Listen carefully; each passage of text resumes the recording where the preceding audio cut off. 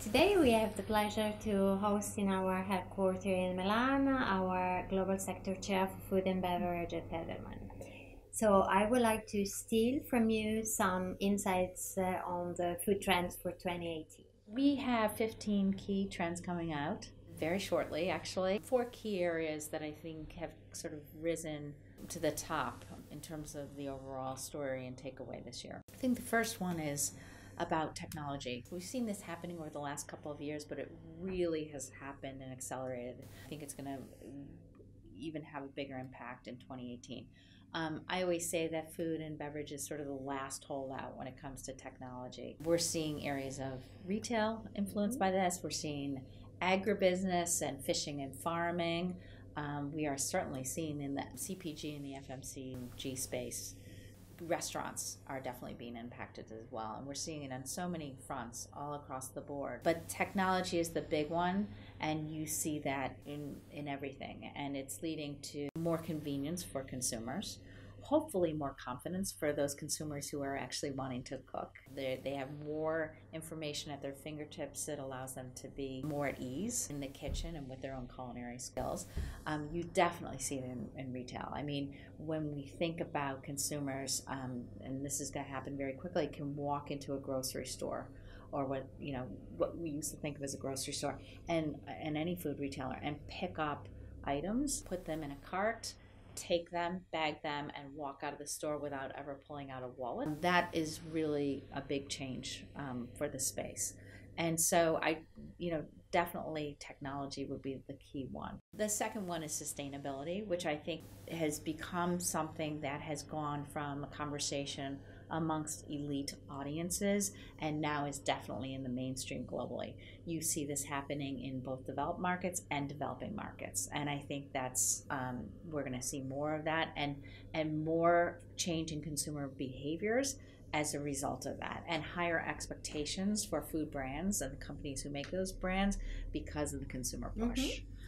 The third one is the quest for health. We are in an era where consumers think about health first and foremost when they're buying brands. That's not to say they're having the treats. That's not to say that confection is dead or QSR is dead or anything like that. But the way they're consuming is changing, and the way they're shopping as a result of that is changing. So the quest for health, the quest for healthier brands, healthier products when they go to be it eating casual, QSRs, or fine dining, they're definitely thinking about health. The fourth one I just want to point out is what we're seeing writ large. A few years ago, people would say to me, but aren't the legacy food brands and the food companies, aren't they dying? And they definitely are. They've definitely said to themselves, do we disrupt or do we be disrupted? And what we're seeing is that we're living in this era of disruption when it comes to food and beverage. And those legacy food brands and food companies are saying, we will not be disrupted. We will disrupt. We will change the way we've been. We will change our portfolios. And that is happening. And I think who's going to benefit from it? It is going to be the consumers. And so look for more in the year ahead in the next 12 to 18 months, because I think we're going to see some really cool stuff happening there. According to you, what is the landscape of trust in the food and beverage sector? Which are the weaknesses? Which are the strengths? Yeah. We know, although we don't have all the data crunched at this point, I can tell you this, that the food and beverage sector is one of the categories that declined the most this year, or one of the sectors that declined the most. Which is interesting because the last few years we've had steady rises, the last 5 years steady rises and very steady trust.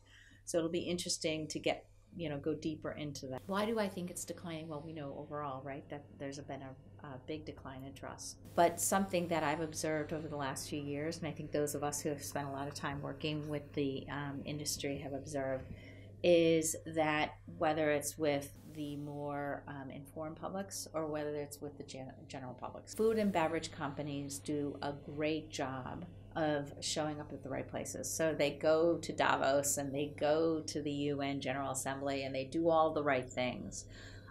But are they telling the stories, and are they creating the content that then gets out there and reminds people of what they're doing? I don't think so. I don't think doing a speech and I don't think writing a CSR report is enough. I think companies have to be thinking about doing more and engaging audiences, be it informed publics or general publics, in the way that they are engaged and through the channels that they use and through the kind of content that engages and is relevant to them. So I think there's some work to be done in terms of building trust with key audiences for the companies, but we'll know more once we get to crunch the data.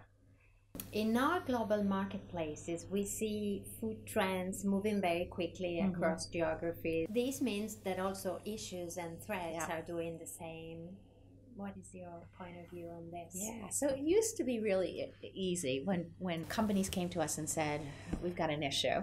We used to be able to say, let's contain that issue in this marketplace. Like, we'll be able to put geographical borders around it because the media, and we'll get to the media in this marketplace and we won't have to worry about it elsewhere. And then that sort of started expanding to regional, right? Unfortunately, we live in an era of social media. And that means people are getting information constantly. Think about how we get information today. We get up in the morning and the first thing we do is look at our phone. And throughout the day, we're checking our news feeds and we're getting stuff information being delivered to us just on a constant, minute by minute basis. And we're also sharing, not just with our colleagues in this office, but with our colleagues, those of us are Edelman in 65 offices all the time, all day, right? There is no such thing as time zones, really, because we're just constantly cross-sharing across those time zones. So what I say now to companies is, don't think that you can contain an issue inside a geographic wall anymore, because there are no walls because of social media and the way information flows. So I think that companies need to be thinking writ large. What are our possible risks? They need to have very strong and deep analysis of what those risks are. They need to be thinking beyond geographies, so the types of consumers and the different segments of consumers or different segments of audiences and how they might look at those risks, and then to think about plans for mitigating and managing those risks. Thank you.